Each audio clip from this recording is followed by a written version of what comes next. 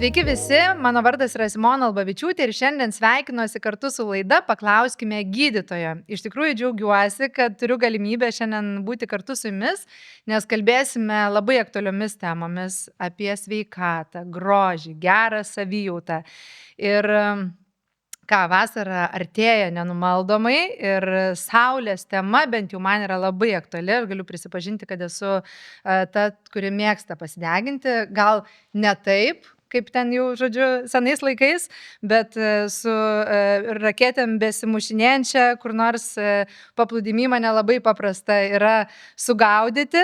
Tai, žodžiu, visos temos šiandien su SPF-ais susijusios, su saulės spinduliais, geraisiais, nelabai geraisiais ir visom prevenciniam priemonėm, apie kurias būtina žinoti kiekvienam savo odą norinčiam prižiūrėti žmogui, šiandien visos temos bus paliestos.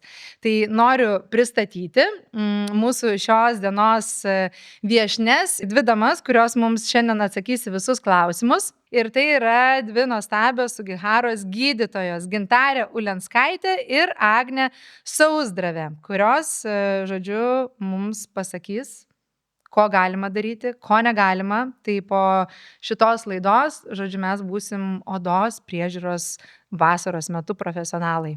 Labą dieną. Labą dieną. Kaip laikotės? Puikiai ruošiamės vasarai. Nu, abidvi jau tokios gražios, oda spindinti tiesiog, tai žodžiu, čia klausimų, žinokit, aš turiu ne tik nuo savęs, bet ir nuo savo sekėjų ir žmonių, nes matau, kad pagal kiekį, kokį klausimų gavau, tema yra išties aktuali. Tai gal pirmas klausimas būtų apie tai, ar jau jaučiate, kad ta vasara ateina ir kad žmonės pradėjo rūpintis šią temą, gal užklausų daugiau atsirado tiesiog pacientų, kurie prevenciškai nori viską sužinoti ir, žodžiu, tai vasarai pasiruošti. Tikrai taip, bet jau aš iš savo pusės pastebėjau, kad konsultacijų metu ar ateina apgamų patikrai, ar bendrai kitom problemom, kaip dėl aknės, dėl rožinės, žmonės kartu pasiklausia ir apie apsaugą nuo saulės. O kokį apsauginį kremą pasirinkti veidui, kūnui, ar tikrai reikia naudoti tą apsaugą nuo saulės. Tai tikrai pastebėjau suintensyvėjimą klausimų apie apsaugą nuo saulės ir taip pat pastebėjau suintensyvėjimą klausimų dėl odos vėžio. Dėl apgamų patikros, kurią reikėtų atlikti kasmet, bet tikriausiai prieš vasarą žmonės labiau susirūpino šiuo klausimu, kadangi žiniasklaidoje daugiau išgirsta apie tai, kadangi gegužė yra euromelanomos akcijos mėnuo visoje Europoje ir kas tai per akcija, tai yra visoje Europoje žinoma odos vėžio prevencijos akcija, kuomet yra tikrinami žmonės viešose vietose nemokamai dėl odos vėžio. Tai tikrai tikriausiai ir žiniasklaida prisideda, ir pačių žmonių sujudimas, susirūpinimas galbūt vasaros atostogomis, savo odos sveikata. Tai bent jau aš pastebėjau suintensyvėjimą žmonių šio klausimu. Aš labai pritariu Gintariai, tik norėčiau atkreipti dėmesį, kad visgi žmonės keliauja visus metus, tai nors labiau pastebim vasaros metu, bet klausimai jie kyla nuolat ir žmonės skrenda, Indonezija, Balis, Tailandas, panašiai, kur saulė iš tikrųjų aktyvi visus metus, tai tuos klausimus aktualu prisiminti visuomet, ne tik tai vasarą, tik aišku vasarą jau kai saulė išlenda ir Lietuvoje, žmonės kažkaip tai pradeda intensyviau to rūpintis. Oi, damos, šiandien, žinokit, buvau su savo viena drauge susitikusi ir tokį klausimą labai gerai iškėlėm. Sako, tai kažin, ar geriau, žodžiu, atostogauti vieną kartą per metus ir odai tokį šoką duoti, bet tuo pačiu ir tarsi apsaugai odą nuo labai intensyvios saulės dažniau, ar važiuoti 4 kartus metus ir šokiruoti odą 4 kartus metus, nes jinai pripranta ir jai tada, nežinau, gal mažiau tų dirgiklių yra. Aš tai manau, kad nereikėtų apskritai odai šoko, nes iš tikrųjų mokslas sako ir mes iš patirties matom, kad stiprus nudegimai saulėje tikrai padidina odos onkologinių susirgimų riziką ir apskritai kalbant ir apie fotosenėjimą, nes moterim rūpi, aišku, ir grožis, tai irgi tikrai labai lemia odos kokybės pablogėjimą. Ir tarkim, tas šokas, sako, aš vieną kartą per metus, kartais užtenka vieno stipraus nudegimo, ar ne, kad atsirastų pigmentinės dėmės, atsirastų naujų odos darinių. Tai to šoko apskritai neturėtų būti odai. Tai atostogos visada gerai, tai manau, kad kuo jų daugiau, tuo geriau. tik tai jos turėtų būti saugios odos atžvilgiu. Gerai, žodžiu, ieškom palmės, kokios šakelės, pavėsiukė, truputį išlendam ir tada. Bet gal labai drastiškas šitas klausimas buvo, bet turiu ir paprastesnių, nes noris apie pačią saulę pakalbėti ir ne apie jos odos šokiravimą, bet apie tokį kasdieninį kontaktą odos ir saulės. Tai aš norėčiau paklausti, kur yra ta riba, kada saulė yra gerai, o kada jau saulė yra žala? Saulė iš tikrųjų tai yra gyvybės šaltinis Žemėje. Ir tarkim, žinom, kad mum jinai labai svarbi, kai pradeda šviesti saulė, iš tikrųjų nuotaika gerėja, serotonino gamyba didėja, tai yra laimės hormono, ar ne? Žmonės eina pasivaikščioti, visi laimingi parkuose, vitamino D gamyba aktyvinama, tačiau visgi mes ir kaip dermatologai, ir tikrai kosmetologės atkreipia dėmesį, ar ne, kad saulė turi tą ir žalingąją pusę.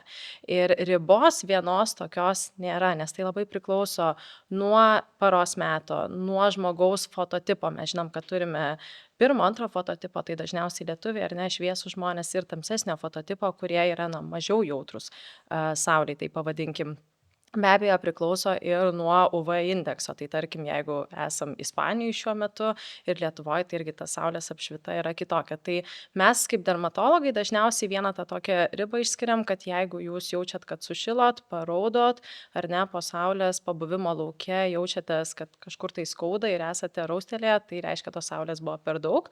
Todėl išlieka universali rekomendacija, kad visuomet turime saugotis saulės. Ir tai nėra vien apsauga, tai yra ir pavėsis, kaip jūs minėjot, palmės šakelė, akiniai nuo saulės, skėtis ir panašiai. Gerai. Arba geriausia degintis naktį, taip? Nuostabu. Kiek laiko galima būti saulėje be apsaugos? Iš tikrųjų, bent jau aš tai nemėgstu matuoti laiku. Žinau, kad žmonės nori tam tikro skaičiaus ir man patinka labiau nukreipti žmonės naudotis UV indeksu. Galbūt teko kada nors matyti, orų programėliai, tam pačiam iPhone galima pamatyti ir jeigu stebim UV indeksą aukštesnį negu 3 arba 3, tuomet jau reikėtų saulėje elgtis atsargiau. Ką reiškia? Reikėtų naudoti apsaugą nuo saulės, reikėtų nepamiršti jos replikuoti, kaip ir minėjo ir Agnė, ir jūs minėjot, kad reikėtų ir pavėsio labiau pasistengti paieškoti, vengti vidudienio saulės, bet aišku, ne kiekvieną dieną mes pasižiūrim tą programėlę, tai mano bendras patarimas būtų naudoti apsaugą nuo saulės kasdien, nes tikrai ne kiekvieną dieną su greitu gyvenimo tempu galim suspėti pasižiūrėti, koksai bus tą dieną UV indeksas. Ir juolab taip odą apsaugosim ne tik tai nuo onkologinių susirgimų, bet kaip ir Agnė minėjo, ir nuo fotosenėjimo, kas yra daugam aktualus irgi dalykas.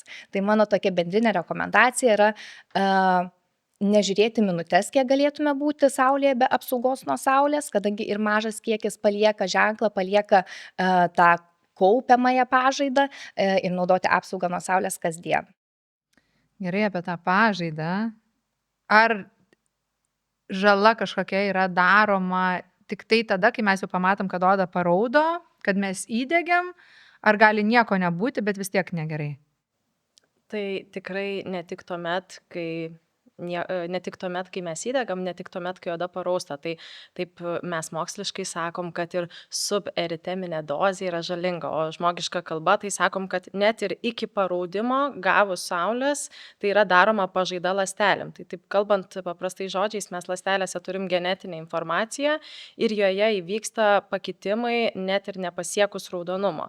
Ir aišku, mūsų organizmas labai protingas, jisai viską taiso. Tai turim tuos mechanizmus, kurie visą tą žalą bando taisyti, tik tai viskam yra riba, ar ne? Ir kažkuriuo tai momentu, jeigu tos saulės labai daug, jau mūsų organizmas nebesugeba tų ląstelių pataisyti ir tada jau mes matom kažkokius pokyčius odoje.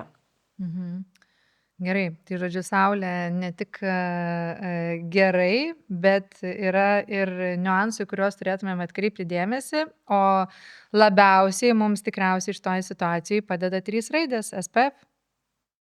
Tikrai taip. Tikrai taip. Bet yra ir daugiau dar informacijos apie SPF. Gerai, tai netrukus apie SPF. Taip, tai 3 stebuklingos raidės SPF. Labai noris pakalbėti apie tai, kaip teisingai naudoti būtent jas ir kokių klaidų nedaryti. Tai ar galit pasakyti, kas tas SPF ir ką reiškia tie mistiniai skaičiai? Aš esu girdėjus, kad ten reikia dauginti iš kažko, kad tai yra laikas, kiti dar kažkaip kitaip sako. Tai būkit žmonės, pasakykit tiesą dabar visiems laikam. Taip, tai SPF iš tikrųjų dažnai net ir tampa kaip ir sinonimas kremui nuo saulės. Iš tikrųjų, kreme nuo saulės yra svarbu ne tik tai SPF, bet pirmą papasakosiu, ką reiškia SPF.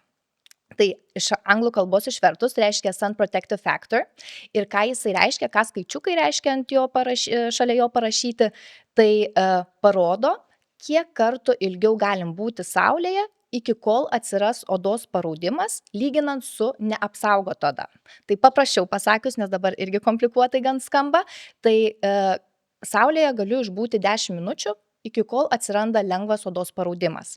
Tai reiškia, kad pasitekus SPF 50 pakankamą kiekį, aš galiu išbūti 50 kartų ilgiau saulėje, iki kol atsiras paraudimas. Tai reiškia, kad 10 minučių yra mano ta minimali eriteminė dozė ir naudojant SPF 50, matematika paprasta, aš galiu išbūti 500 minučių saulėje, jeigu neveikia aplinkos veiksniai, tai yra aš neprakaituoju, nenusitrinu, nenusiplaunu kremo nuo saulės ir taip mano oda išbus apsaugota nuo ultravioletinių B spindulių. Čia yra labai svarbus faktorius, nes mus pasiekia ne tik tai UVB spinduliai, bet ir UVA spinduliai, regimoji šviesa. Tai šiais laikais kremai nuo saulės yra ne tik tai SPF-ai, jie taip pat turi apsaugą ir nuo UVA spindulių, ir nuo regimosios šviesos, mėlynosios šviesos. Tai patarimas būtų tiesiog, kaip perkam kremą nuo saulės, ieškoti plataus spektro apsauginį kremą nuo saulės. Ne tik tai tą SPF-ą, kad būtų. Tai štai ką reiškia tie magiškos raidės, magiškas trumpinys SPF. Tai apie sudėtį, čia man atrodo yra labai svarbu, nes kremas su tuo pačiu užrašymu, ten nežinau, 30 ir kremas su tuo pačiu užrašymu 30, jie yra nevienodi ir yra tų gerųjų sudėčių ir yra blogųjų, tai gal į ką reiktų atkreipti dėmesį arba ko vengti, ko ieškoti toj sudėty arba ko vengti. Tai be abejo, kai mes kalbam apie kremus nuo saulės, labai dažnai užsiminam apie personalizuotą apsaugą nuo saulės, ar ne? Ir jeigu kalbam konkrečiai apie veido kremus, tai visada atsižvelgiam į kokia yra veido oda. Ar tai yra linkusi į aknę, jautri oda, ar ne? Vaiko oda, pavyzdžiui, nežinau, į rožinę linkusi oda. Tai tokiu atveju dažnai rekomenduojam ieškoti sudėties atitinkamai, jeigu į aknę linkusi oda, tai kad nekimštų porų, ar ne? Kad būtų filtrai, kurie, ta prasme, yra saugus, galbūt būtų papildomai medžiagų, kurios netgi kažkiek ir padeda tai aknę linkusiai odai. Tuo tarpu jautriai odai, vaikų odeliai, sakom, rinktis į jautrią odą. Ir net neretai gamintojai iš tikrųjų ir nurodo tą suflerį ant saulės kremų. Ir pavyzdžiui, mes bendrai, kai kalbam apie filtrus, vis dar yra tas skirstimas į cheminiai ir fizikiniai, ar ne? Tai fizikiniai yra tie, kurie atspindi saulę, ar ne? Tai tiesiog kaip veidrodis, tiesiog saulės spindulius atspindi, o cheminiai tie, kurie saulės energiją paverčia kaip ir šiluma, taip grubiai tariant. Tai fizikiniai filtrai, jie visada laikomi tokie saugesni vaikam, jautriai odai ir dažniausiai mes sakom ieškot, kad būtų tos minimalios sudėties. Tik tame yra vienas minusas, kad tas kremas tada yra toks sunkesnis, turi balkšvesnį šydą ir tepasi gal ne taip maloniai. Jeigu mes jau turim suaugusius žmonės, kurie neturi odos jautrumo, tai tikrai rekomenduojam ir cheminius filtrus, į ką atkreipiam dėmesį, kad nuolatos vyksta tyrimai. Ar ne? Pačius cheminius filtrus ir fizikinius filtrus nuolat tyria ir kas įdomu, Amerikoje yra tokia FDA ir jie iš tikrųjų nuo 96 metų yra patvirtinę 16 filtrų ir jie nėra pasikeitę. Ir va dabar esu girdėjus, kad šiuo metu vyksta tyrimas, kad priimtų naują filtrą, kuris labai populiarus beje Europoje, ar ne? Ir labai vyksta saugumo tyrimai, kad praeitų, žodžiu, tą atranką. Kalbant apie Europą, tikrai vyksta gerokai daugiau tyrimų ir mes turim apie 30 filtrų, kurie yra patvirtinti. Tai dėl to vis laik sakau, kreipkite dėmesį ne į pačius filtrus, kurie įeina pas SPF filtrus, bet į papildomas medžiagas. Tai čia jau atkreip dėmesį, kad nebūtų kvapiklių visokių, ten visi klausimai, kurie sukelia ten eteriniai aliejai, kaip minėjau, jeigu odai netinka, gali būti rūgštys tam tikros, jeigu oda jautri, tai gali sudirginti tokią odą, tai rinktis pagal savo odos tipą. Tai, pavyzdžiui, kaip yra maiste tas, nežinau, visų vengiamas dalykas palmių aliejus, sudėty, jeigu ten kas nors pamato palmių aliejų, tai, žodžiu, jau čia labai yra blogai. Tai dar yra kažkas, kas jau pamato, tai ne. Nes, nuo saulės kremą tu gali atostogas, ypač ten kokiuose nors parduotuvytėse tokiuose rasti po 3 eurus. Visokie konservantai, parfumai, kurie gali sudirginti odą ir ypatingai, kaip minėjau, tos jautrios grupės vaikai ir, tarkim, žmonės, kurie turi polinkį į odos jautrumą, dermatitus, tai va tie parfumai gali kartais sukelti įvairias iritacijas, tai yra odos paraudimą, perštėjimą, niežėjimą, tai rekomenduojam rinktis geriau saugesnius kremus ir atsižvelgti į jų sudėtį ir vengti kvapų. Apskritai kosmetikui visada rekomenduojam vengti kvapų. Dabar tokia nauja tendencija gal nebėra tokia nauja, bet vis tiek tokia viena iš naujesnių, kad susikerta žmonių nuomonės, ar teptis tą kremą, nes visada sakydavo, tu negali eiti, žodžiu, ten į pliažą nepasitepęs, o kiti sako, taigi nebegalima teptis, ten kremas yra blogai, geriau nesitepti, žodžiu, ir jau ten tada jau tą didesnį, nelyginant, aišku, jeigu tu visai nesidegini, gal tai yra sveikiau odai, bet ar degintis be kremo ir būti sveikesniam, ar degintis su kremu, nes čia tokia dabar labai irgi išsiskiria, man atrodo, pozicijos žmonių. Iš tikrųjų labai geras klausimas ir labai susijęs su šiametinė euromelanomos, kaip minėjau, gegužės mėnuo yra euromelanomos mėnuo, nešama žinute. Tai ta žinutė yra netikėkime viskuo, ką girdime internete ir ypač apie apsaugą nuo saulės. Tai labai susisieja ir mano nuomonė, tai medicina yra ir mokslas yra gan pažengęs. Tikrai turime pakankamai įrodymų, kad ultravioletiniai B, ultravioletiniai A spinduliai veikia mūsų odą, ultravioletiniai B spinduliai jie veikia mūsų odos ląstelių genetinę informaciją, padaro pažaidą, ta pažaida kaupiasi, dėl to pasekoje mes galime susirgti odos onkologiniais susirgymais, bazaliomos, vienos dažniausių odos vėžių, melanoma, kas yra sudėtingas, rimtas onkologinis susirgymas, kuris gali vesti net prie mirties. Todėl mano nuomonė reikėtų remtis ir klausytis specialistų informacijos, kuri grįsta yra įrodymais ir naudoti apsaugą nuo saulės, vengti nudegimų. Tai čia svarbiausias yra dalis apsisaugoti nuo ligų. Ir žinoma, visi norime išlikti žavūs, jaunatviški, ar ne? Tai yra kaip priedas apsisaugoti ir nuo priešlaikinio fotosenėjimo. Tai mano patarimas būtų, renkimės visur gyvenime, remkimės informaciją, kuri yra grįsta įrodymais. Taip, jeigu jūs nenorite naudoti apsauginių kremų nuo saulės, tai nebūkime saulės. Bet aišku, o kas norime tapti tokiais vampyrais, kai išeiname į lauką tik tai tamsiuoju paros metu, vis tiek norime gyventi, mėgautis gyvenimu, aktyviai leisti savo laiką lauke. Tai mano patarimas, remkimės įrodymais grįstų mokslu. Gerai, dar jūs man pasakykit, ar saulė mus gali užpulti po tuo lapu palmės gulinčius? Ar tik tai taip, kai jau mes jau ją jaučiam, kad svyla? Ar vis dėlto, nes kitiem atrodo, kad aš, jeigu esu pasislėpęs pavėsį, tai jau čia, žodžiu, viskas gerai. Tai gal ir gerai yra? Tai šiaip pavėsis apie 50% sulaiko ultravioletinių spindulių, bet vis tiek kitą dalį mes gaunam tų spindulių ir iš tikrųjų šilumą ant mūsų odos tai sukelia infraraudonieji spinduliai, kurie pasiekia mūsų odą.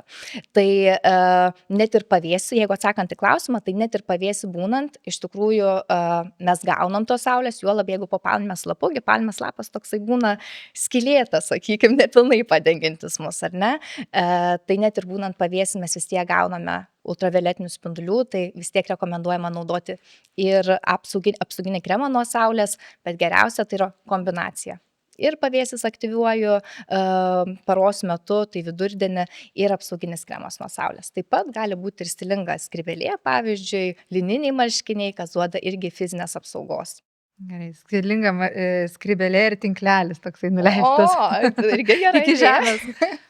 Gerai, damos, būkit geros, pasakykit, kiek to kremo reikia tepti?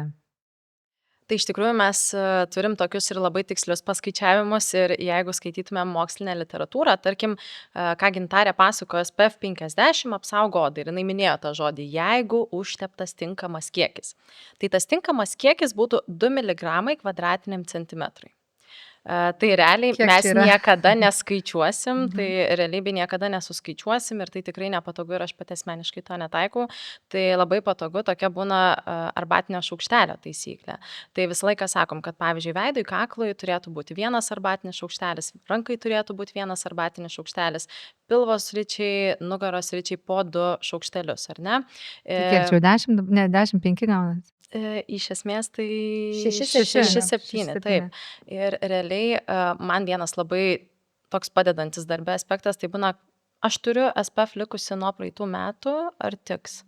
Tai čia jau yra ženklas, kad tikrai žmogus per mažai naudoja, nes jeigu lieka po sezono, tai neįmanoma. Per atostogas turėtų tikrai būti sunaudota tas buteliukas. Tai o jeigu čia buvo tas 3 buteliukas, tai tiks? Jeigu 3 buteliukas, tai tiks, bet aišku, reikia atsižvelgti kremų galiojimą ir panašiai, bet iš tiesų tai tiesiog turiu menį, kad žmonės būna nusiperka ir labai taupo, ten tikrai yra ir, pasakau kolegijai, vienas įžymybės Gwyneth Paltrow video apie jos dienos rutiną ir visi dermatologai žiūrėjo ir komentavo po to, kad ten SPF pašlaksto taip vos ant pirštų galiukų, taip pasitapšnoja ir maždaug yra gana. Tai ir tada sako, aš tepu SPF, bet vis tiek nudegu. Tai be abejo, nes to kremo yra neužtenkama. Dar tokia labai kasdien naudojama taisyklė veidui, tai yra 2 pirštų taisyklė, ar ne? Tikrai turbūt esat matę internete, kad ant 2 pirštų išilgai yra padengiamas kremas, ar ne, ir tuomet tepama ir toks kiekis iš tiesų veido sričiai yra pakankamas. Tai tais miligramais neskaičiuokim, bet šaukštelis yra labai toks patogus svarstyti. Gerai.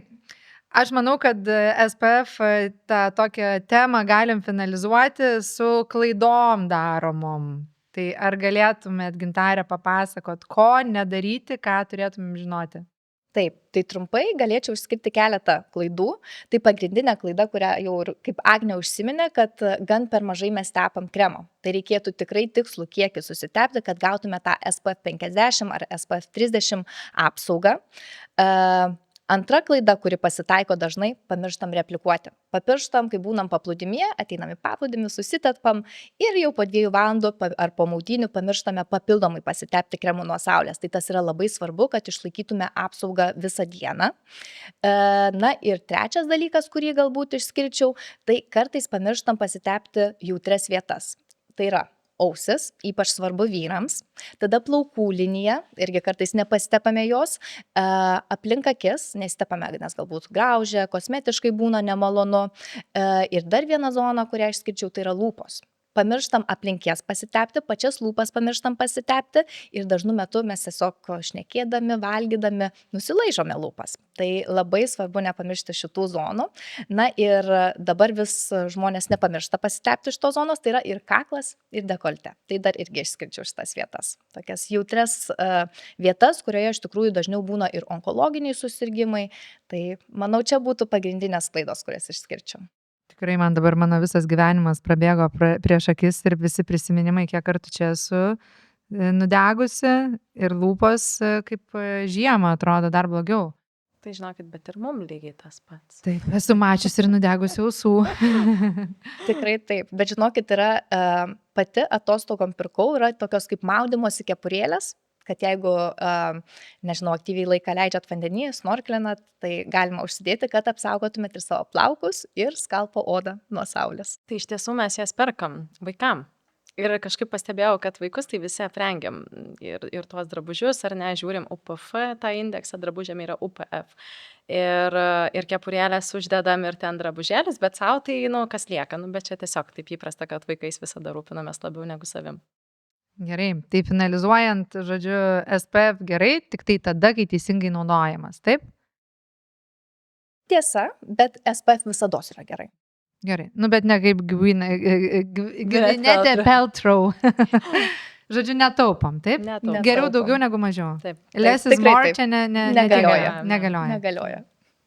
Kažkurio šalies turistės labai garsėja kaip tos, kurios tiesiog deginasi saulė ir tikrai tokios labai išvaizdžios moteris, labai rudos, bet ant jų odos tikrai matosi senėjimo požymių. Tai labai norėtųsi pakalbėti apie saulės įtaką senėjimui. Tai kaip saulė veikia odos senėjimo procesus?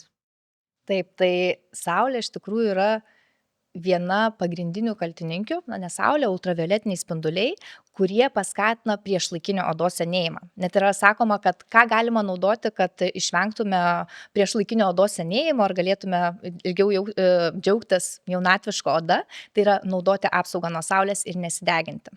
Kodėl taip yra? Kaip jau buvau užsiminus, yra UVB ir UVA spinduliai. Tai UVA spinduliai jie yra ilgesni, jie paveikia giliau odą ir jie veikia mūsų odoje esančius baltymus, tai yra kolageną ir elastiną. Tikriausiai teko girdėti, ar ne, tai yra jaunystės baltymai, kurie kaip karkasas palaiko mūsų odą stangrę, elastingą, na, o ultravioletiniai A spinduliai, jie paskatina tų baltymų irimą. Kas to pasekoje vyksta, mes stebim paviršinės raukšlėles, oda tampa labiau suglebusi, na tiesiog atsiranda priešlaikinio fotosenėjimo požymiai. Taip pat su laiku pastebėme ir atsirandančią netolygę pigmentaciją, kadangi paskatinama yra melanino gamyba. Jeigu žmogus turi polinkį į pigmentacijos ligas, tarkim melazmą, tai ji taip pat gali išryškėti. Na ir ilgą laiką veikiant ultravioletiniam spinduliam, paskatinama ir naujų kraujagyslių gamyba. Tai žmonės, kurie turi plonesnę odą, polinkį į rožinę, po kiek laiko stebim ir susidariusių kapiliarų tinklą. Tai yra toksai kaip ir pilnas krepšys, kaip mūsų oda veikia ultravioletiniai spinduliai. Tai ardomas tiek kolagenas, tiek pigmentacijos pakitimų gali atsirasti, ką tikriausiai vat ir sakot, stebit britų turisčių odoje ir taip pat gali išryškėti kraujagyslių tinklas. Tai, kaip ir sakiau, apsauga nuo saulės yra pats geriausias anti-agingo produktas, kurį galim naudoti. Numeris 1 anti-agingo produktas. Gerai, o kaip apie tas pigmentinės dėmes, tai jeigu jau pas žmogų atsiranda pigmentinės dėmes, tai čia jau ta pažaida padaryta kažkokia ar nebūtinai? Iš tiesų tai taip, nes pigmentinės dėmes iš tiesų mes dažniausiai ir stebim veido, dekolte, plaštoko odoje, ar ne, ir dažnai matosi, jeigu veidą, kaklą, dekolte dengia, plaštokose vis tiek atsiranda dėmes. Bet svarbu paminėti, kad mes atsinešam ir kažkokį genetinį polinkį. Tai faktas, kad vieni yra labiau ar ne linkę į tą pigmentaciją, tai jiems dažniau atsiranda tos, labiau linkę, kad atsirastų pigmentinės dėmes, kiti mažiau. Čia jau įtakos turi ir hormoniniai veiksniai, tarkim, ta pati skydliaukės veikla, bet čia jau taip labai einant į smulkmenas, bet iš tiesų tai saulė yra visada tas provokuojantis veiksnys. Tai jeigu mes turime polinkį ir bus provokuojantis veiksnys, taip labiau tikėtina, kad jos atsiras. Kokie tie odos pakeitimai yra pakeitimai, kad tai būtų ženklas, jog viskas, jau reikia eiti pas gydytoją? Geras klausimas. Kai aš sakau, nereikėtų laukti ženklų, reikėtų pas gydytoją pasirodyti kartą per metus, profilaktiškai pasitikrinti odos darinius, bet į ką labiau reiktų atkreipti, jeigu visgi neranda to laiko pas gydytoją apsilankyti, tai sakyčiau, kad reiktų atkreipti, jeigu pastebit, kad atsiranda naujų darinių, seni dariniai kinta, ką reikėtų atkreipti dėmesį, tai jie didėja, tampa asimetriški, stebimos kelios spalvos, galbūt keletą rudos atspalvių, juodos, rausvos spalvos atspalvių, galbūt darinys pradėjo šlapiuoti, kraujuoti, ar pastebėjot net ir rausvų dėmelių, žaizdelių, kurios per mėnesį laiko nesugyja. Tai jeigu pastebit tokius naujus pakitimus, tai rekomenduočiau tikrai nelaukti ir kreiptis pas gydytoją dermatologo odos darinių patikrai. Nu, bet jau tokie rimti tokie ženklai. Nu, ta prasme, kad kraujuoja, šlapiuoja, per mėnesį neužgyja, o yra dar kažkokių tokių simbolinių, kur irgi galėtų būti ženklas, kad nelabai gerai? Mes mėgstam kaip dermatologai išskirti tą bjauraus ančiuko požymį. Tai iš tiesų sakoma, kad žmogaus apgamai dažniausiai vienas į kitą panašus. Na, tarkim, ten aš turiu savo tipažą apgamus, Gintarė turi savo, jūs savo. Ir kartais būna vienas išskirtinis. Tai mes sakom, bjaurusis ančiukas kitoks negu visi. Tai sakom, jeigu pastebit, kad yra kažkoks tai darinys, kuris kitoks ar ne, išskirtinai gal tamsesnis, netolygių kraštų, arba pastebit, kad jisai pradėjo kisti. Tai kartais būna, sako, turiu aš jį nuo vaikystės, bet jis man pradėjo augti. Tai augimas apgamų normalus yra tik vaikam. Vaikam mes tikrai leidžiam, nes vaikai auga ir dariniai auga. Suaugusiam žmogui jau jo apgamas, kurį, tarkim, jis turi ir seniai nebeturėtų augti. Tai dėl tos priežasties atkreipti dėmesį: bjaurus ančiukas, besikeičiantis augantis darinys ir, kaip Gintarė sakė, raudona kažkokia tai dėmelė, kuri šlapiuoja, neužgyja, nes nebūtinai yra melanoma, o gali būti kiti ten bazaliomos, plokščialąstelinės karcinomos, kurios būna netamsios, o tiesiog rausvos. Gerai. Labai susikaupusi čia viską klausau, moksliškai. dedu į galvą, labai įdomu, iš tikrųjų labai daug naudingos informacijos. Pasakykit dar vieną dalyką, ar galima atstatyti saulės jau padarytą kažkokią žalą, ar jau kas padaryta, viskas, prisidirbai? Iš tikrųjų ir taip, ir ne, kadangi, kaip ir minėjau, mūsų oda turi atmintį ir tai yra kaupiamoji pažaida. Ir Agnė buvo užsiminusi, kad mūsų oda yra protinga ir tą DNR informaciją, kuri yra pažeista, oda atstato, bet tačiau ne viską. Tai kas yra pažeista genetiniai informacijai, mes to kaip ir atstatyti negalime, bet galime kiek pagerinti fotosenėjimo sukeltus padarinius. Tai yra galima pasitelkti estetinės procedūras, kolageno stimuliacijai, tai yra lazerinės procedūros, aparatinės, injekcinės procedūros, kurios stimuliuoja kolageno gamybą. Taip pat galim pasitelkti tiek odos priežiūros priemonės, taip pat lazerinės procedūros pigmentacijos sumažinimui, kraujagyslių pašalinimui, bet aišku, geriausia yra to išvengti ir naudoti apsaugą nuo saulės, specifiškai nesideginti, kad nereikėtų po to pašalinti jau atsiradusių padarinių saulės pažaidos. Tai išklausius jūsų galima padaryti išvadas, kad saulės poveikis kaupiasi skirtingomis formomis, nuo pigmentinių dėmių iki senėjimo, ir svarbiausia stebėti save, savo odą, o jeigu pamatom kažkokį ženklą, geriau jau kreiptis į gydytoją, taip? Tikrai taip. Tai dabar nori šiek tiek nuimti atsakomybės nuo tų 3 raidžių SPF ir pakalbėti apie kažkokius kasdienius įpročius, kurie galbūt irgi turi įtakos saulės poveikiui ir kaip tą odą apsaugo. Tai ar yra kažkokie kasdieniai įpročiai, kurie mums galėtų padėti į parankę susikibti su SPF ir, žodžiu, nuversti kalnus? Tai aš iš tikrųjų grįšiu prie tų 3 raidelių, kaip ir minėjom, SPF-o. Tai mano pagrindinis dalykas tai yra įprotis naudoti SPF apsaugą, kremą nuo saulės kiekvieną dieną. Kad tai taptų kaip dantų valymas, tiesiog įprasta mums rutina, nes jeigu, kaip ir minėjau prieš tai, stengsime žiūrėti tik tai programėlę, ar saulėta diena bus ar nesaulėta diena, tai galim prašauti, diena gali būti saulėta, ar tiesiog galim nespėti pasižiūrėti ir taip neapsaugoti savo odos nuo nudegimo.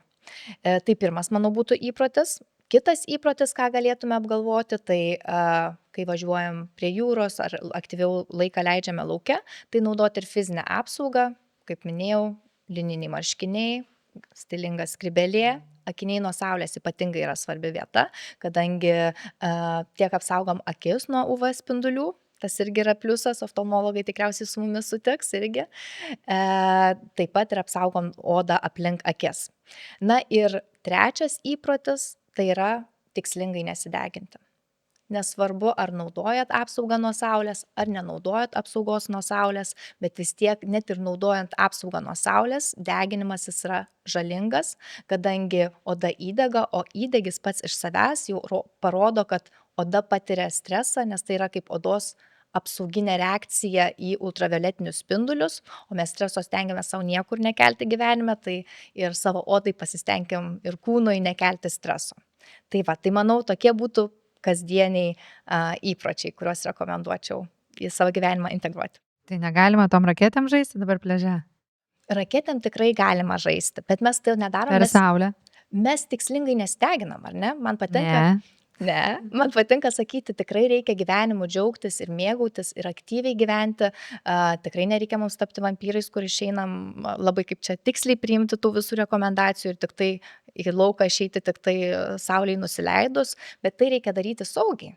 Tai galima naudoti apsauginį kremą, dabar yra ir drabužių, kurie turi specifinę apsaugą, UPF apsaugą, yra lygiai taip pat ir sportinių drabužių, žygiavimo drabužių, kurie yra gan lengvos medžiagos, bet jie nepraleidžia ultravioletinių spindulių. Tai mėgaukimės gyvenimu, aktyviai gyvenkim, bet protingai elkimės. Gerai. Gerai, apie odos priežiūrą saulės metu skirtingose vietose. Miestas, nežinau, pajūrys, kalnai, ar yra skirtumas, kur mes esam, ar vienodai tiesiog reikia tą patį daryti atsakingai?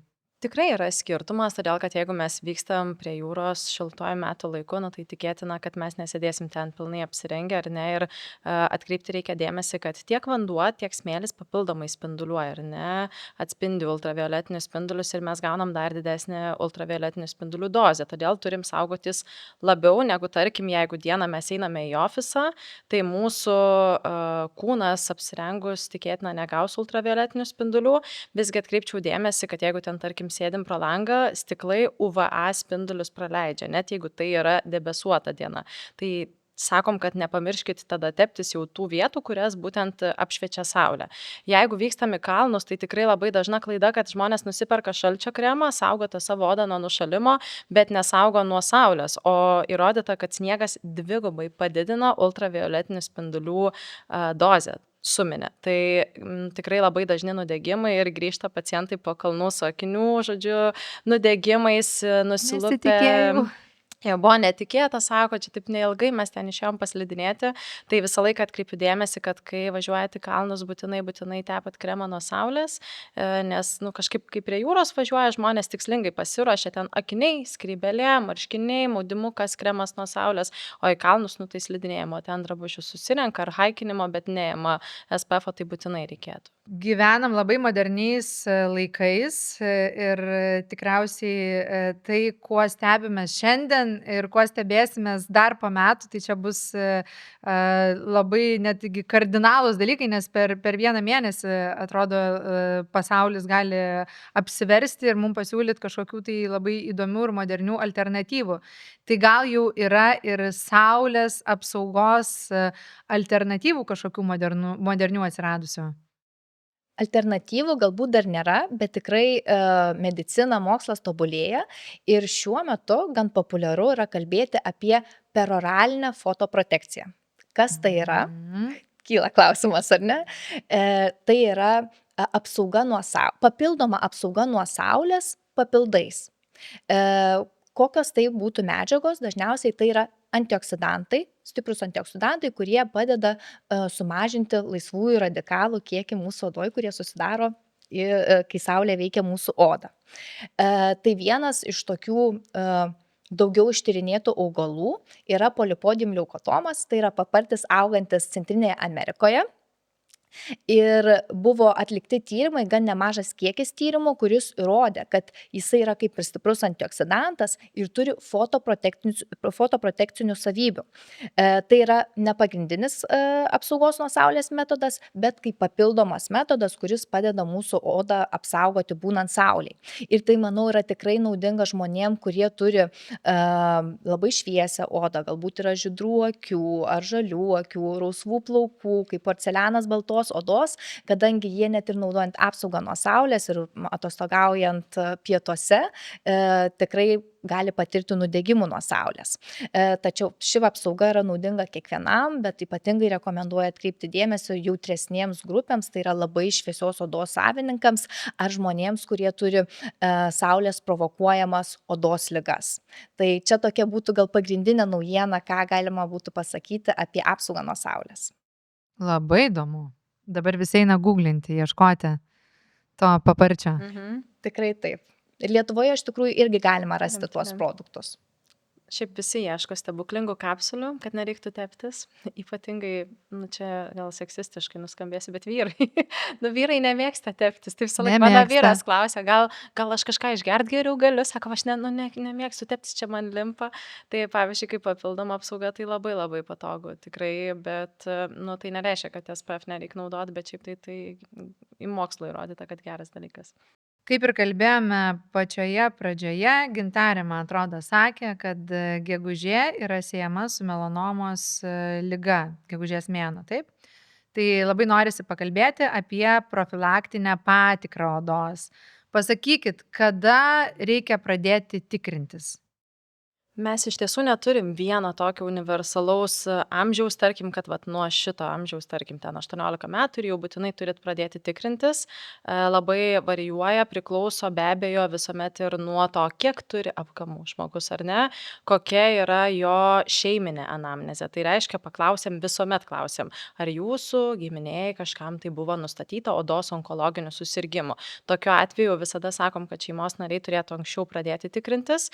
Ir iš tiesų mamos labai dažnai jau ir vaikučius atveda, ypatingai jeigu pradeda daugėti to apgamėlio arba mato, kad jie auga, tai tikrai šiuo metu visuomenė labai rūpinasi ir dažnai pradeda nuo ankstyvo amžiaus, o paskui be abejo jau vizitų metu individualiai pasakom, kad ten ateikite kas metus, kai kuriem pacientams sakom ateiti dažniau, kas pusmetį, kai kuriais atvejais, jeigu labai nedaug apgamų, tai sakom bent jau kas porą metų pasirodykite. Tai taip sakyčiau, suaugusiems žmonėms visiems bendrinė rekomendacija yra kartą per metus. Sakau, einat plaučius persišviesti ar ne, einate dantų pasitikrinti, tai nepamirškite ir apgamų. Jeigu daugiau apgamų turi, tai tuomet jau labai priklausomai nuo rekomendacijų, nuo būtent žmogaus. Kokie yra ženklai, vat gerai, dabar praėjo, tarkim, pusmetis, bet kažką pastebiu, kad jau būtų ženklas, kad man reikia keliauti pas gydytoją ne po metų ar ten po 2, bet dabar. Taip, tai iš tikrųjų, ką mes pacientams sakom dažniausiai, kokiamis taisyklėmis reikėtų vadovautis, apsižiūrint namie darinius, kurios priverstų mus galbūt anksčiau ateiti pas gydytoją. Tai galima būtų išskirti 2 taisyklės. Viena tikriausiai galbūt bus girdėta jau, tai yra ABCDE taisyklė, tai yra trumpinys iš anglų kalbos, kuris padeda žmogui paprastai akimi įvertinti savo odos darinius.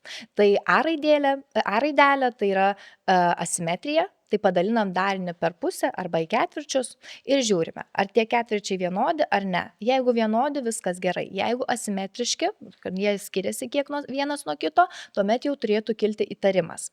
Kita raidelė yra B, tai yra kraštas, anglų kalboje tai border būtų, ir žiūrime, koksai kraštas. Ar jisai yra tolygus, ar jisai yra dantytas, galbūt yra kažkokių tai išsikišančių dalių, tai taip pat turėtų būti kaip raudona vėliavėlė. Kita raidė C, tai yra spalva, color, atkreipiame, ar yra tolygi spalva, ar galbūt yra keletas atspalvių, keletas rudos, pilkšvos, juodos, rausvos, tai jeigu jau yra kelios spalvos, tai taip pat turėtų atkreipti mūsų dėmesį. Tuomet yra D raidelė, tai yra diametras, aišku, čia toks yra kvestionuojama ta raidelė, bet kiekvienam žmogui tai yra padeda geriau atpažinti darinį, tai yra darinys didesnis negu 6 mm. Bet aišku, kiekvienas darinys nuo kažko tai mažo gali prasidėti, bet vis tiek turėtų mūsų dėmesį labiau atkreipti, jeigu tai yra virš 6 mm darinys. Na ir E raidelė, tai yra evolution, tai darinys laikui bėgant kinta. Kaip mes save apsižiūrim, galbūt prieš mėnesį atrodė mažesnis, ar ten prieš 3 mėnesius, o po 3 mėnesių matom, kad kažkas jau jame, ar kelios spalvos atsirado, ar kraštelis netolygus, tai irgi yra raudona vėliavėlė. Na, o antra taisyklė labai graži, jau buvom kalbėję, bjauriojo ančiuko taisyklė, tai mes turim visi panašius apgamėlius, bet jeigu yra vienas tas išskirtinis, tas bjaurusis ančiukas, į jį reikėtų labiau atkreipti dėmesį. Na ir tokia neapibrėžianti dar taisyklė, tai nerašyta, tai kaip ir minėjom prieš tai, rausvas darinys, kuris nesugyja per mėnesį laiko, ar šlapiuoja, ar žaizdelė, ar šašelis vis užsideda, kaip ir sugyja, po to vėl atsinaujina, tai irgi turėtų mums atkreipti mūsų dėmesį ir paskatintų nueiti pas gydytoją. Tai tokios gan paprastos taisyklės, manau, kurias lengva prisiminti ir pritaikyti kasdieną. Yra žmonių, kurie bijo tiesiog eiti pas gydytoją ir galvoja, tai kaip čia ta procedūra dabar atrodo? Ar čia durs man, ar skaudės, tai kaip ta profilaktinis apsilankimas atrodo, nuraminkit žmonės. Ar duret? Tikrai nedurėm, profilaktinis apsilankimas nesukelia jokių kažkokių, tai tarkim, žmogui diskomforto, vaikam tai net patinka, nes lemputė šviečia. Ir tai duodat lipdukų kokių nors dar? Lipdukų duodam ir ta lemputė iš tikrųjų labai sužavi. Tai dažniausiai tikrinam dermatoskopu, tai yra prietaisas, kuris labai arti padidina darinį ir mes vertinam jų to pigmento dėstymąsi iš labai arti. Ir iš tiesų įsivertinam visą kūną. Tai vat gal diskomfortas tas, kad reikia nusirengti pacientam, vertinam viską, nagus, padus, delnus, Dažnai pacientai ten susinervina, tarkim, sakau, nusimkite kojines, tai nenoriu, aš ten neturiu, o tarkim, nuimi kojines, žiūri ten 3 apgamai ant padų. Tai tikrinam tiesiog visą kūną, na ir ką turim, tai iš tikrųjų turim ir tą skaitmeninę tokią pažangę dermatoskopiją, kuomet mes galime fotografuoti naują išmanę įrangą, kuri beje turi ir dirbtinį intelektą. Tai be abejo, mes juo nesikliaunam 100%, bet tikrai dažnai naudojame kaip papildomą priemonę įsivertinti darinio piktybiškumui ir kas labai patogu, kad galime sekti darinius. Tai tarkim, pacientas ateina su apgamu ir sakom, pasirodykit po pusmečio, tai mes jau turim išsaugotą vaizdą ir tada nufotografuojam ir galime palyginti, kaip tai atrodo ar ne po pusės metų, ar jisai pasikeitė ar nepasikeitė. Kartais sakom, matot, nuo 22 metų jūsų apgamas ir lieka toks pat, o kartais matom, kad po 3 ar po 6 mėnesių įvyko pokytis ir galbūt tai mums nulems, kad reikėtų, tarkim, tą apgamą geriau išoperuoti. Dar patogus dalykas tai yra viso kūno apgamų žemėlapis. Tai mes visi turim labai skirtingai, vieni turi 20 apgamų, kiti turi 200. Ir tie, kas turi 30, ten 20, jie atsimena savo apgamus, bet kas turi 200 ir sakom, ar šitas naujas ar senas, sako, aš net neįsivaizduoju. Tai mes visą kūną nuo galvos iki kojų sufotografuojame su ta technika, tada apgamus nufotografuojame iš arti, ką mes vadiname dermatoskopija ir jau atėjus, tarkim, pusmečiui, metam, pusantrų, mes galime vėl daryti nuotraukas ir tokiu atveju netgi mums ir pats dirbtinis intelektas pasufleruoja, kurie dariniai nauji ir mes galime įsivertinti ir atkreipti dėmesį, kad atsirado naujas darinys, gal reikėtų atkreipti jį dėmesį. Tai kai gydytojas su dirbtiniu intelektu, čia kyla klausimas dabar ir tas klausimas atėjo pas mane iš sekėjų, skirtas jums. Bet kai gydytojas draugauja su dirbtiniu intelektu, čia kaip ir toks viskas aišku. Bet dabar yra, kai žmonės patys savo nusistato ligas ir jas išsitiria, besinaudodami įvairiausiamis programėlėmis, tai ar galima pasitikėti programėlėmis ir dirbtiniu intelektu iki galo šitoj srity, savarankiškai? Aš bent jau nerekomenduočiau taip daryti, nes iš tikrųjų tikrai ateina žmonės, dažniausiai naudojasi žmonės ChatGPT, ateina ir savo ligas nusistatę, kartais aišku būna ir teisingai nustatyta, bet kartais būna tikrai labai prašauta, su odos dariniais aš nerekomenduočiau rizikuoti, nes dažnu atveju net ir pačiam žmogui, kai ateina į konsultaciją ir sako, aš atėjau dėl šito apgamo, dėl vieno apgamo, gal galit pasižiūrėti. Ir pasižiūrim mes, mums atrodo visiškai gražus, įprastas apgamas, o tie apgamai, kurie pacientui gali atrodyti, kaip įprastiniai, nieko ypatingo, mums gali kelti įtarimą apžiūrėjus su dermatoskopu, kadangi mes su dermatoskopu vertinam apgamo struktūras, pigmentinį tinklą vertinam, ar nėra tam tikrų blizgių struktūrų, randinių struktūrų. Tai nerekomenduočiau patiems pasikliauti programėlėmis ir juolab yra fotografuojamas tik tai makroskopinis, tai yra vaizdas iš toli, ar ne, nėra fotografuojamas mikroskopinis, tai yra su dermatoskopu vaizdas, tai nerekomenduočiau gydymo ir diagnostikos palikti dirbtiniam intelektui savo ir rekomenduočiau kreiptis į gydytoją. Nes iš tikrųjų, kaip ir minėjau, galbūt ne su apgamais daugiau būna pacientai ateina pasitarę su ChatGPT, bet su kitom odos ligom. Tai kaip ir sakiau, kartais būna tos diagnozės tikrai gan gerai pataikytos, bet manau ir Agnė pasidalins iš praktikos, kad ateina visiškai su kitokiomis diagnozėmis. Dažnai būna prigąsdinti gal labiau žmonės. Tai kažkaip tai rekomenduočiau pasikliauti gydytojo konsultaciją ir mažiau užsiimti savidiagnostiką šito klausimu. Pritariu, nes kartais ir dirbtinis intelektas nenuramina, o įbaimina žmogų. Ir jisai, kol sulaukia vizito, ten jau baigia pražilt per tą savaitę, vos nelaidotuvę savo planuojas, nes ten ChatGPT pasakė, kad čia melanoma ir tada mes sakom, ne, čia viskas gerai, ten seborėjinė keratozė yra tokie dariniai, kurie labai negražiai atrodo, bet yra absoliučiai gerybiniai. Ir žmogus tada labai sunkiai jau tavim patiki, tai kartais net ir pasikvieti dar kolegą kokį, sakai, patikink, kad žmogus jau dviejų nuomonę dar labiau pasitikėtų, nes nenuramina. Čia GPT, žinot, parašo, ar ten kitas dirbtinis intelektas tiesiog gali labai taip tiesmukiškai parašyti, be jokių kažkokių tai kitų interpretacijų. Taip, aš dar pasidalinsiu istoriją. Iš tikrųjų visai nesenai buvo atėjusi mergina, 14-15 metų su tėčiu, labai išsigandusi, nes atsirado darinys virš lūpos. Ir pacientė sakė, pasitarė su ChatGPT, jau pasakė, kad onkologinis susirgymas, tikrai tokia susijaudinusi buvo, pasižiūrėjau. Tai buvo tiesiog paprastas spuogelis, išspaudžiau spuogelį, problema baigėsi. Tai vat Agnė labai gerai pasakė, kad iš tikrųjų gali išgąsdinti labai žmogų tą diagnostiką su dirbtiniu intelektu. Oi, damos, čia tiek visko pripasakojot, dabar pažaisti reikia mums, žinokit, žaidimą. Nes daug mitų šiandien ir sugriovėt, daug tiesų pasakėt, bet dar sklandžioje ore visa krūva teiginių ir norėtųsi juos visiems laikam taip pat finalizuoti. Tai pasakykit man, įdegusi oda jau yra apsaugota ir mažiau pažeidžiama. Mitas ar tiesa?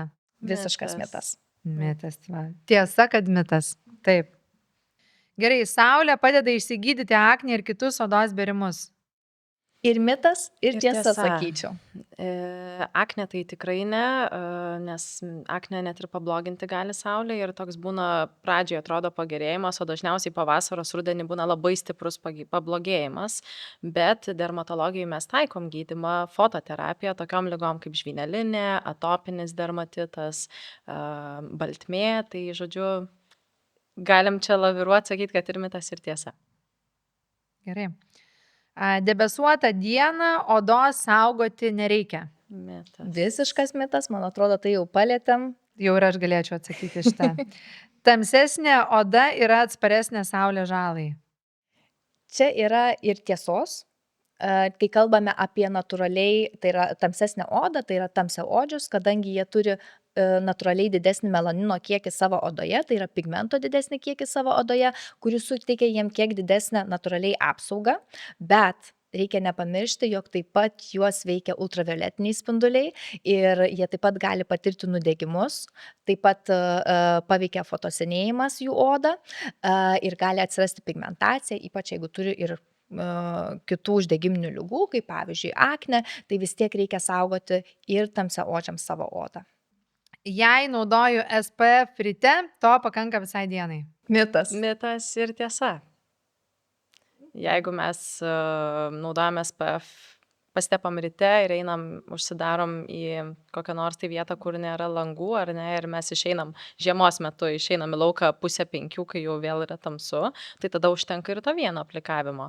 Bet jeigu mes, tarkim, einam pietų pertraukai, nežinau, kažkur tai ten pasivaikštom, sušylam, pasivalom truputėlį veido odą, tai tikrai reikia reaplikuoti.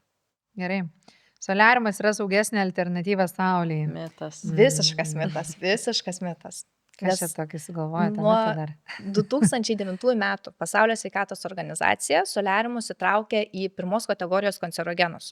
Tai yra kartu su rūkymu toje pačioje kategorijoje, tai visiškas mitas.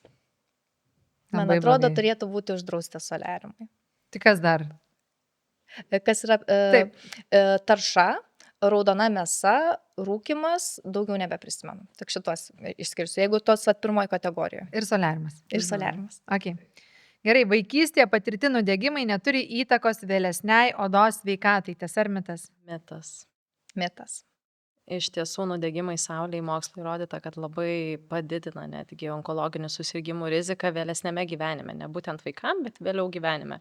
Tai tikrai atkreipiam dėmesį, kad vaikučius turim labai saugoti nuo saulės ir nuo vaikystės, ir tepti kremais. Labai anksti dabar vaikai patys išmoksta apsisaugoti, iš tikrųjų ir kepurytės naudoti ir panašiai. Tai tikrai mitas. Tai mitų apie saulę iš tiesų daug, bet kaip suprantu, reikia remtis ne nuomonėmis kažkieno, o gydytojų rekomendacijomis ir moksliniais atliktais tyrimais. Tikrai taip. Tiesa. Sakykit, Tiesa. Tiesa.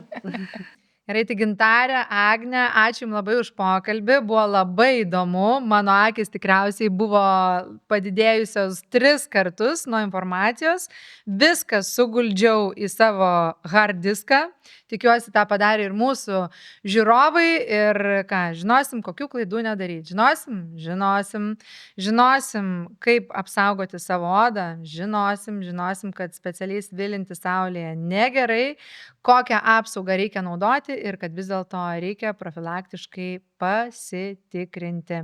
Tai kartu su manimi buvo Sugihara klinikos gydytojas Gintarė Ulenskaitė ir Agnė Sauzdravė. Tai linkiu visiems gražios vasaros, prižiūrėkit savo odą ir ką, būkit sveiki ir gražūs.